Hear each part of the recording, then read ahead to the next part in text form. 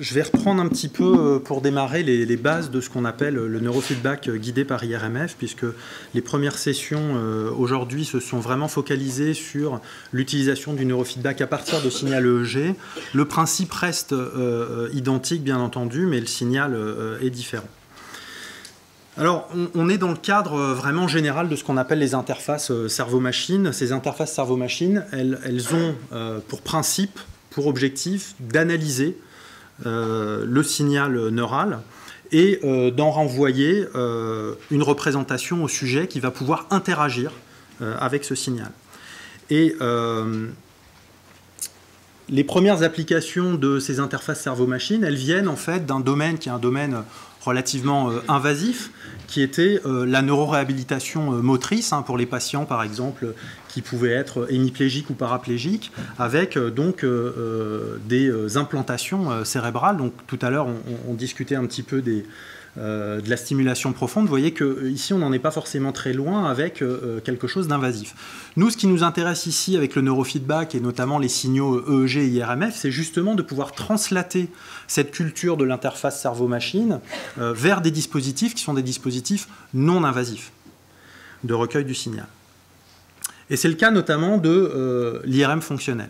Alors, quand on fait une IRM, c'est un dispositif qui est assez complexe, comme vous pouvez voir ici. C'est un dispositif qui n'est pas du tout naturel, c'est-à-dire qu'on est allongé dans un aimant, dans un tube. Donc c'est quelque chose qui est beaucoup moins souple d'utilisation que peut l'être l'EEG.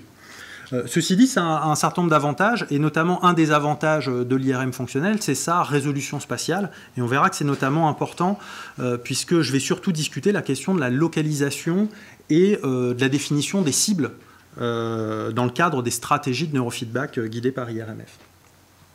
Alors comment ça se passe? Eh bien, le sujet est scanné, et en fait, contrairement à ce qu'on connaît de l'IRM fonctionnel classique, où finalement il va y avoir toute une partie qu'on appelle le post-processing, donc du traitement qui peut souvent prendre plusieurs heures pour un sujet, ici il va y avoir un recueil de données, un transfert sur un serveur qui permet de l'analyse en temps réel. Donc ici, toute la logique, c'est justement ce real-time fMRI, c'est-à-dire être capable d'analyser le signal en temps réel pour un sujet, et ensuite de pouvoir le renvoyer au sujet. Alors il y a différents dispositifs qui peuvent être utilisés.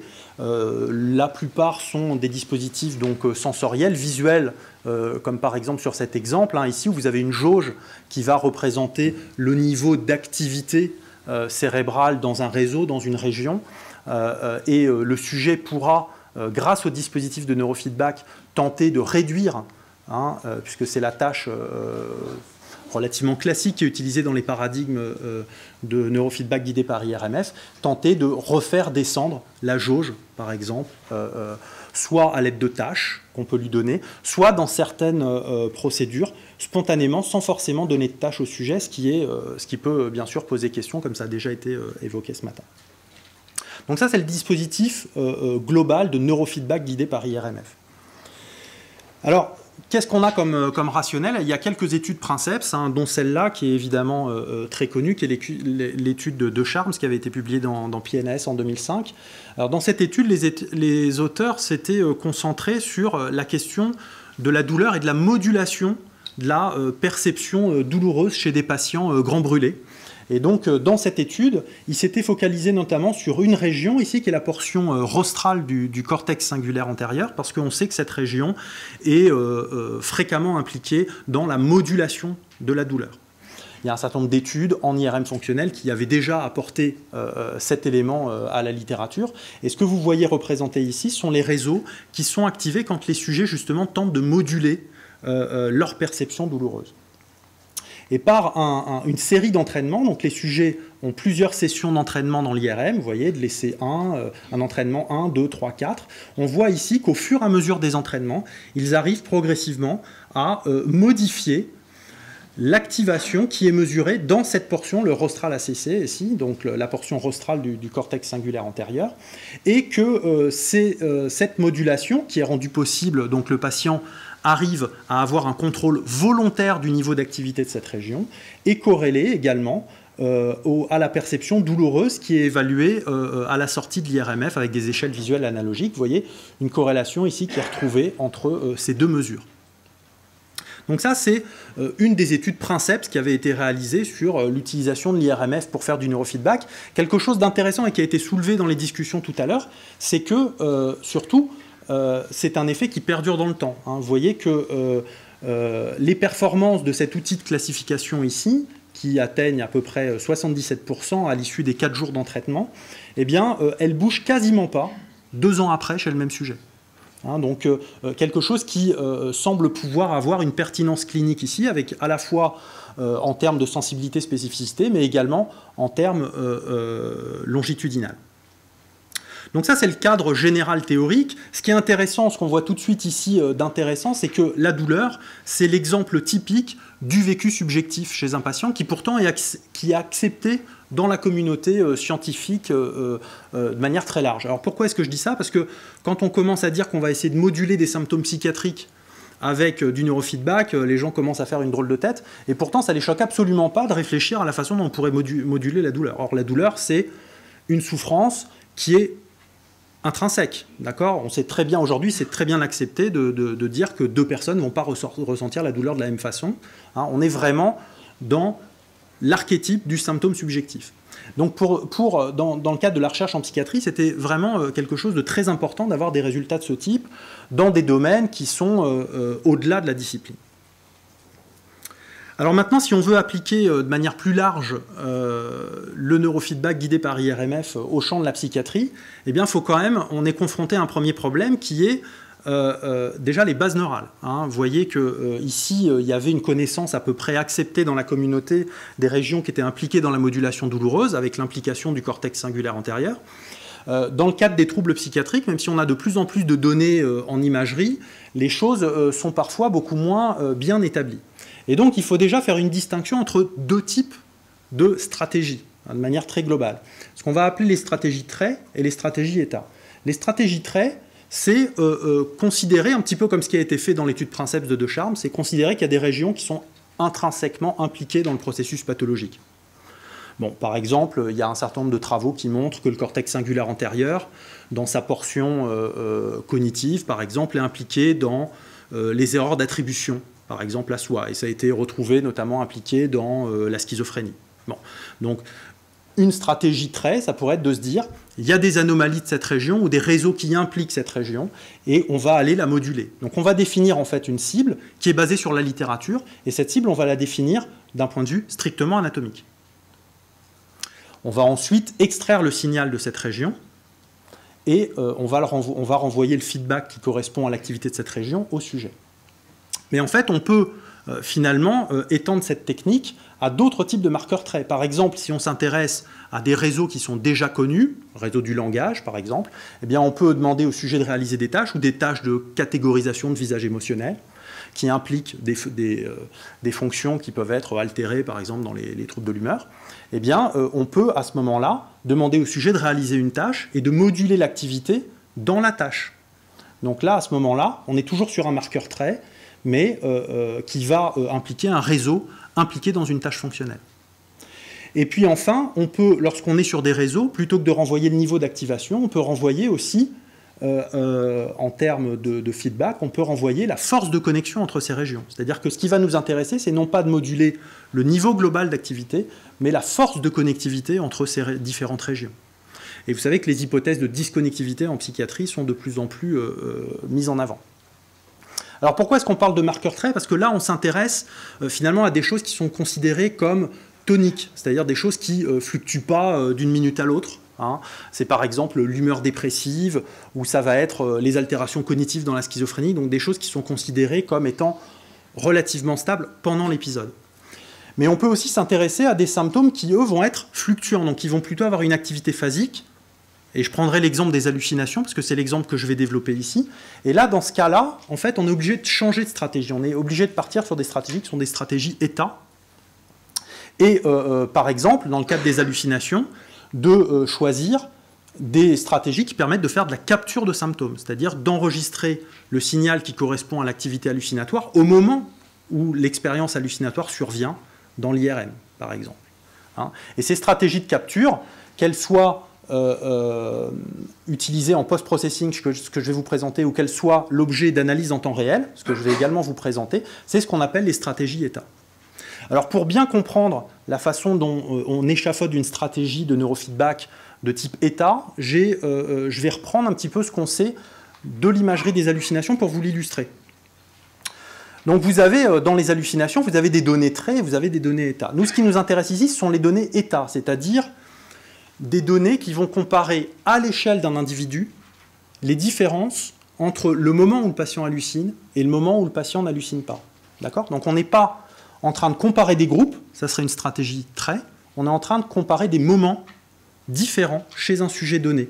Moment où il hallucine, moment où il n'hallucine pas. Et donc, ça nous donne accès au réseau qui est activé pendant l'expérience hallucinatoire. Et c'est ça qu'on va essayer d'aller moduler. Alors il y a des études, par exemple l'étude du groupe d'Iris Sommer à Utrecht, qui travaille depuis de nombreuses années sur la capture en imagerie. Là c'est une des plus grosses cohortes qui a été réalisée en utilisant des techniques de capture. Vous voyez que par exemple dans les hallucinations acoustico-verbales, on retrouve des hyperactivations de l'aire de Broca, de son homologue à droite, et également de manière un petit peu plus postérieure ici, de la jonction temporopariétale. Alors, le problème, c'est que la plupart de ces méthodes de capture, en fait, utilisent des analyses qui sont dites massivement univariées. Alors, sans rentrer trop dans le détail, ça veut dire qu'en fait, on demande au sujet de signaler en temps réel son signal en appuyant sur un boîtier réponse. Donc, par exemple, il appuie quand il hallucine, il relâche quand il hallucine pas. Et en fait, on se sert de cette information pour construire un modèle prédictif, ce qu'on appelle classiquement le modèle linéaire général, hein, en IRM, donc qui permet, du coup, même si l'événement est imprévisible, sur la base de la rapportabilité du sujet, de quand même pouvoir faire une analyse. Le problème, c'est que vous voyez tout de suite que c'est extrêmement difficile à réaliser, parce que les sujets, au moment où ils hallucinent, parfois ils vont oublier des épisodes, parfois ils vont oublier de relâcher le bouton, etc. Donc c'est une tâche qui est extrêmement complexe, et ces méthodes massivement univariées, elles sont très sensibles à la performance. C'est-à-dire que si le sujet il oublie une fois d'appuyer, eh bien, il y a un épisode qui va être catégorisé comme repos. Et tout de suite, ça effondre la puissance statistique. Bon, toutefois, si on fait des méta-analyses de ces méthodes, vous voyez qu'on retrouve bien des réseaux d'activation au niveau des réseaux du langage, y compris au niveau d'autres structures comme le complexe hippocampique. Donc, des réseaux qui sont relativement connus dans les hallucinations acoustico-verbales, mais voilà, avec une petite faiblesse de cette méthode. Alors, on peut augmenter j'allais dire la puissance de ces stratégies en utilisant ce qui a aussi été présenté ce matin par exemple sur l'EEG, en utilisant des méthodes de séparation de sources, hein, qui sont des méthodes là cette fois multivariées. On a parlé un petit peu de l'ICA, hein. Donc l'ICA c'est le principe en IRM, c'est le même, il est résumé ici, c'est-à-dire qu'on considère que le signal qu'on enregistre en IRM fonctionnel, c'est une somme, c'est l'exemple de la salade hein, tout à l'heure, hein. Donc vous avez ici en fait votre signal cérébral, c'est la somme de différentes sources au niveau cérébral. Alors ici, les sources que je vous ai représentées sont des sources artefactuelles. Et l'objectif de l'analyse en ICA, ça va être de réaliser l'opération inverse, c'est-à-dire de décomposer le signal en ces différentes sources et de retrouver quels sont les voxels au niveau cérébral qui correspondent à cette source-là, etc., etc. C'est une stratégie qui est utilisée pour débruiter le signal. Donc en fait, on peut, en utilisant ces stratégies d'ICA, on peut identifier premièrement des sources qui sont des sources neurophysiologiques desquelles on a écarté toute source liée en fait à des artefacts. Et on peut, sur la base de ces ICA, ensuite, et à l'aide d'un entretien post-IRMF immédiat, on interroge le sujet sur ce qui s'est passé, s'il a eu des épisodes hallucinatoires, si c'est arrivé plutôt au début, au milieu, à la fin, etc. Sur la base de cet entretien, on peut ensuite aller sélectionner la composante qui a permis de capturer l'épisode hallucinatoire. Alors vous voyez que c'est un processus qui est long, ce n'est pas du tout un processus automatisé, il y a toute cette étape d'analyse de l'ICA, il faut utiliser ensuite l'entretien post-IRMF, donc on est dans de l'après-coup. Hein. Alors c'est une méthode qui a été validée, vous voyez par exemple ici, on peut le faire y compris quand les hallucinations sont complexes, ce qu'on ne pourrait pas faire avec la méthode univariée que je vous ai présentée tout à l'heure.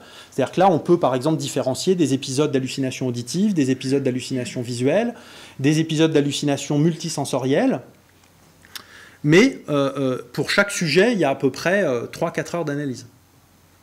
Donc on n'est pas du tout dans du temps réel, ou en tout cas dans des méthodes qui sont directement utilisables pour du neurofeedback. Alors quelque chose d'important, c'est que vous voyez que quand on identifie ces réseaux fonctionnels, un premier élément, c'est que On va avoir accès à l'information spatiale, ici, c'est-à-dire en gros les voxels qui sont activés en période hallucinatoire, mais on accède aussi à des éléments dynamiques. Et on a parlé aussi tout à l'heure un petit peu des réseaux par défaut et du fait que, vous savez, il y avait cette bascule entre le réseau par défaut et puis les réseaux exécutifs ou attentionnels. Eh bien, il se passe exactement la même chose dans l'épisode hallucinatoire, c'est-à-dire que vous voyez ici que lorsque les cortex sensoriels associatifs s'activent lors de l'épisode hallucinatoire, vous avez un désengagement du réseau par défaut. Il va bien y avoir une focalisation de l'attention sur l'épisode hallucinatoire qui va désengager le réseau par défaut. Ça correspond bien en fait au caractère intrusif de l'hallucination, le sujet qui d'un seul coup va être interrompu dans son activité par cette activité spontanée, par cet épisode hallucinatoire. Alors pourquoi est-ce que je vous parle de ça? Parce qu'en fait, vous allez voir qu'on va essayer de restreindre au maximum. Pour pouvoir faire du temps réel, il va falloir non pas qu'on analyse la totalité de l'activité cérébrale, mais qu'on analyse l'activité de certaines régions plus spécifiques. Et on va analyser bien sûr l'activité dans les régions qui sont connues pour être impliquées dans l'hallucination, mais on va aussi analyser l'activité dans le réseau par défaut, puisque vous voyez que l'évolution temporelle de signal, le décours temporel de signal, a aussi quelque chose à voir avec l'épisode hallucinatoire. Ça, c'est une autre illustration en fait de l'instabilité à la fois spatiale et temporelle de ce réseau par défaut. Donc vous voyez qu'ici, on peut par exemple corréler l'instabilité spatiale de ce réseau par défaut avec la sévérité hallucinatoire et également son instabilité temporelle avec la sévérité hallucinatoire, et ça indépendamment de l'âge. Parce qu'on sait que quand le DMN, c'est une structure qui fonctionnelle, qui mature lentement. On sait qu'il y a encore des modifications du DMN au cours de l'adolescence. Ici, dans cette étude, on était sur des adolescents qui présentaient un premier épisode psychotique avec des hallucinations florides. Donc c'était important de s'assurer que en fait, ces variations, elles n'étaient pas liées à des différences d'âge chez les patients. Donc ça, on a bien ici un lien entre la stabilité du réseau par défaut et la sévérité hallucinatoire. Et ça, dans une analyse qui est une analyse état, donc c'est au sein de chaque sujet, on peut le remettre en évidence. Autre région qui semble aussi importante dans le décours temporel, c'est qu'on parlait du DMN et on a évoqué le fait que le réseau par défaut tout à l'heure était un réseau qui pouvait être impliqué justement dans la rêverie mentale, dans le fait de se recentrer sur soi, etc. Et une des questions qui a assez vite animé les chercheurs, c'était de savoir si cette activité hallucinatoire, elle avait quelque chose à voir avec les phénomènes d'imagerie mentale, le fait de s'imaginer quelque chose, de penser à une voix, par exemple. Et dans cette étude de David Linden et collaborateurs, en fait, ils ont montré que les réseaux étaient relativement identiques, mais que la dynamique d'activation de cette région ici, qui est l'aire motrice supplémentaire, SMA, était très différente.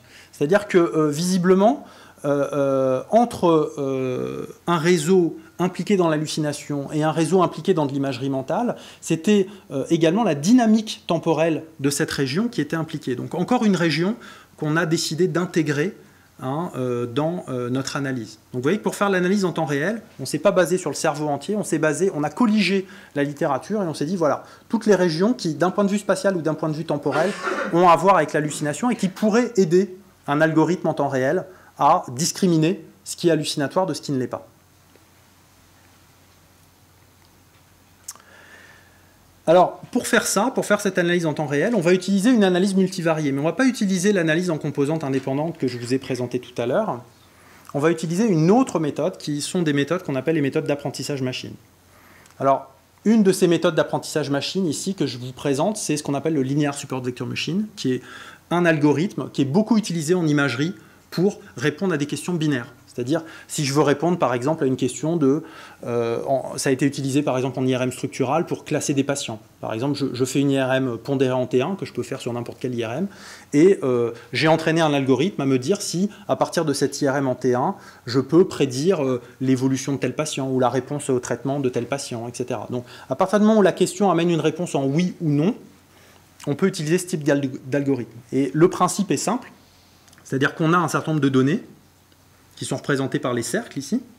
Et en fait, l'algorithme, il va essayer de trouver la frontière optimale entre la catégorie 1 et la catégorie 2.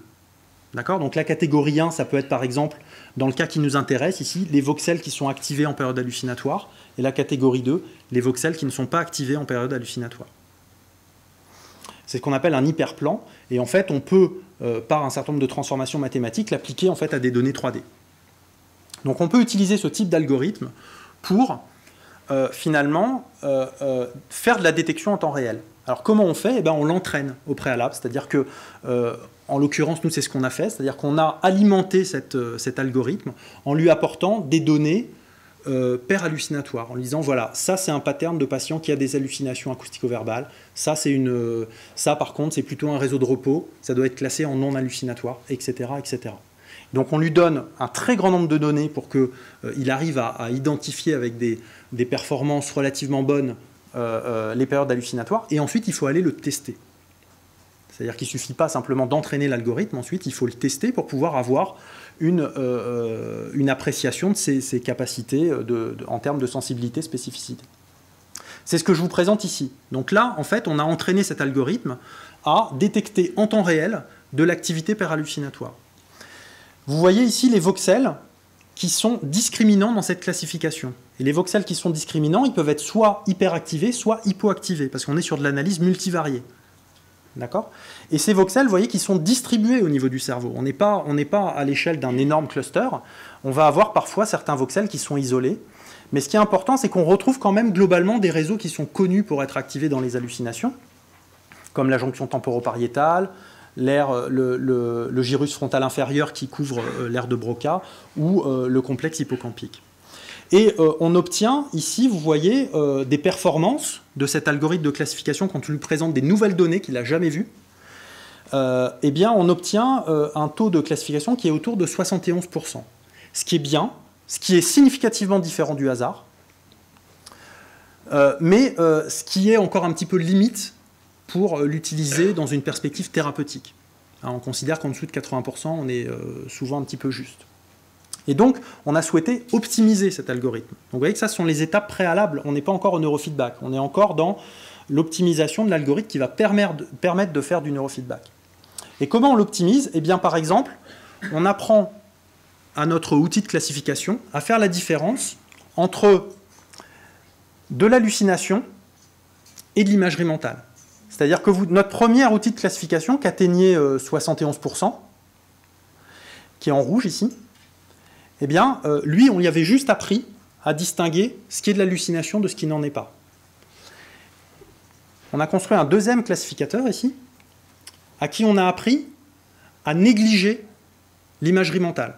C'est-à-dire qu'on lui a dit, voilà, quand on demande au sujet de penser à une voix ou de penser à la musique de son répondeur, etc., de son téléphone, eh bien, tout ça, ce n'est pas de l'hallucination, c'est de l'imagerie mentale. Et on l'a entraîné à aussi négliger cette activité, qui est une activité fréquente en IRM, parce que si je vous demande d'être allongé les yeux fermés pendant 15 à 20 minutes, forcément, à un moment, vous allez penser à plein d'autres choses, à votre liste de courses, vos prochaines vacances, etc. Donc, en fait, la plus grosse partie du signal, ça va être de l'imagerie mentale. Et vous voyez que là, en fait, on arrive à optimiser de manière significative le classificateur. C'est-à-dire que là, on obtient une sensibilité qui est autour de 80%. C'est-à-dire qu'il arrive, en fait, à identifier avec 80% de sensibilité, et en temps réel, la survenue d'un épisode hallucinatoire.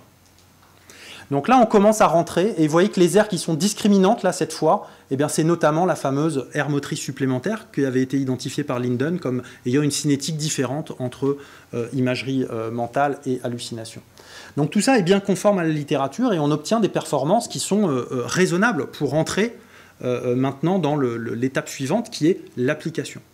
Et ça va être le travail de thèse de Thomas, puisque l'objectif, c'est ça, c'est-à-dire d'utiliser un algorithme d'apprentissage machine, qui est ici, pour pouvoir faire du décodage en temps réel. C'est-à-dire que l'information qui est enregistrée en temps réel dans l'IRM fonctionnel va être analysée par l'algorithme d'apprentissage machine, qui va immédiatement pouvoir se répercuter sur un visuel. Alors, on est encore en train de travailler au visuel, mais ici j'ai laissé la jauge parce que c'est celle qui est communément utilisée dans les procédures de neurofeedback, et qui vont permettre au sujet de savoir en gros si ce qu'il met en place dans l'IRM permet de moduler le réseau impliqué dans la survenue des hallucinations.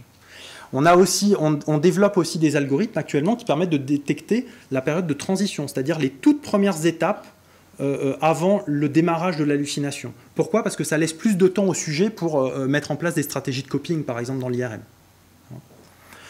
Donc, voilà, je n'ai pas encore de résultats de neurofeedback à vous présenter, mais je vous ai mis en place les jalons qui étaient nécessaires avant de pouvoir démarrer, et notamment être sûr, parce que vous voyez qu'ici, cet algorithme ici, il est fondamental dans l'efficacité qu'on va pouvoir tester. Hein. Si on n'est pas fiable et précis sur notre algorithme ici, tout ce qu'on va pouvoir mettre en place derrière n'a pas vraiment de sens.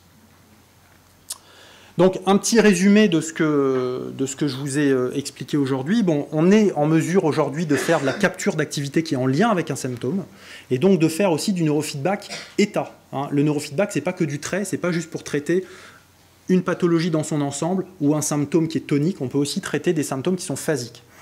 Et sur la base de l'IRM fonctionnel en temps réel. On obtient de relativement bonnes performances en utilisant des algorithmes multivariés type apprentissage machine.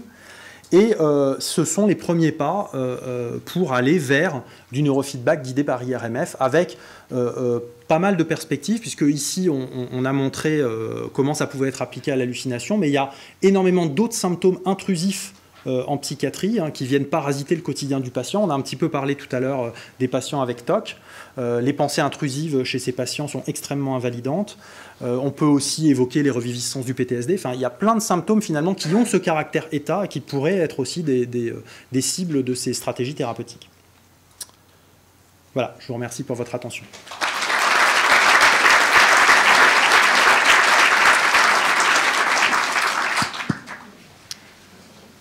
Peut-être rapidement parce qu'on a pris quand même pas mal de retard. Est-ce qu'il y a des questions? Ouais, merci Renaud pour la présentation. Il y a quelque chose que j'ai du mal à comprendre dans la logique générale de l'approche, mais tu m'as expliqué ce que j'ai loupé. Donc tu t'as montré, et c'est très joli, que l'algorithme permet de détecter 8 fois sur 10 si le patient hallucine ou pas. La question que je me pose, c'est pourquoi est-ce que lui renvoyer l'information pourrait l'aider, puisque finalement le patient, il a l'information, il sait s'il hallucine ou s'il hallucine pas. Donc pourquoi est-ce que lui renvoyer une information dégradée, décodée à partir de son cerveau, pourrait l'aider à sortir de ses hallucinations? Oui, c'est très pertinent. En fait, il y a deux lignes d'arguments ou de réponse, en tout cas, à cette question. Le premier élément, c'est un argument clinique, c'est-à-dire qu'on observe fréquemment, notamment quand les hallucinations surviennent chez des patients souffrant de schizophrénie, il y a souvent une difficulté importante pour le sujet à différencier le réel du symptomatique. Et donc, ces patients sont parfois en mal de savoir si effectivement ils sont victimes d'une hallucination à ce moment-là ou pas. Ce qui a d'ailleurs été un gros problème lors des premières études de capture.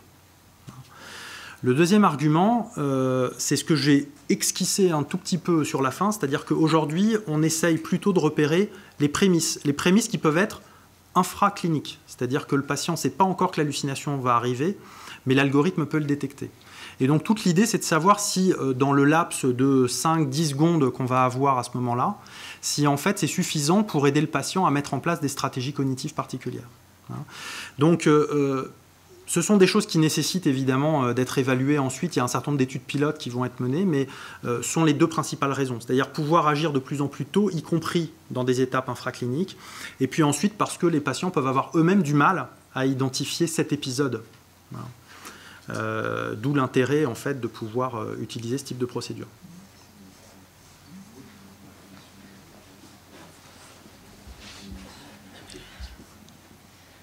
Merci pour votre présentation. Du coup, ma question, moi, c'est, je sais que vous n'en êtes pas encore à cette étape de faire du neurofeedback, mais est-ce que les SVM, vous les utilisez juste pour identifier la cible, ou vous voulez aussi les utiliser pour renvoyer un signal, du coup, le signal de neurofeedback, qui sera un signal binaire, ou ça me paraît difficile d'imaginer que... Oui. Parce qu'il y a pas mal de papiers, justement, sur décoder les états du cerveau, mais ça, pour moi, c'est pas du neurofeedback, parce qu'il n'y a pas une variable continue. Tout à fait, c'est une question très pertinente. Je suis passé un peu vite là-dessus. En fait, ce qu'il faut comprendre, c'est que ce qu'on va renvoyer au sujet ici, ce n'est pas la réponse en elle-même de l'algorithme qui, effectivement, lui, est en mesure de donner une réponse en oui ou non. Ce qu'on va renvoyer, en fait, c'est la corrélation, la carte de corrélation en temps réel entre l'activité cérébrale et la carte discriminante de l'algorithme. C'est-à-dire que, de la même manière que quand on fait du neurofeedback sur les forces de connexion, ce qu'on va renvoyer, c'est la valeur du R, c'est la valeur de la corrélation, en fait, entre les cartes. Et là, c'est exactement ce qu'on va faire. C'est-à-dire que lorsqu'on atteindra une corrélation de 100% entre notre algorithme de détection et l'activité en temps réel du sujet, on pourra considérer qu'à ce moment-là, le sujet est en phase on, hein, donc il est vraiment en train d'halluciner. On développe des algorithmes intermédiaires qui permettent de découper en fait, l'activité hallucinatoire en différentes phases, une période de transition, du repos vers l'hallucination, mais également des périodes de sortie, parce que c'est intéressant de pouvoir agir le plus tôt possible, mais c'est aussi intéressant peut-être de pouvoir entraîner le sujet à sortir plus vite de l'hallucination. Et ça, c'est aussi une autre piste, hein. C'est-à-dire que dans les stratégies qu'on va proposer au sujet pour essayer de faire disparaître le symptôme, on va tester différentes choses qui sont basées sur ce découpage. Hein. Donc en fait, on va combiner différents algorithmes d'apprentissage, hein, qui permettent aussi de moduler le feedback qu'on va lui renvoyer.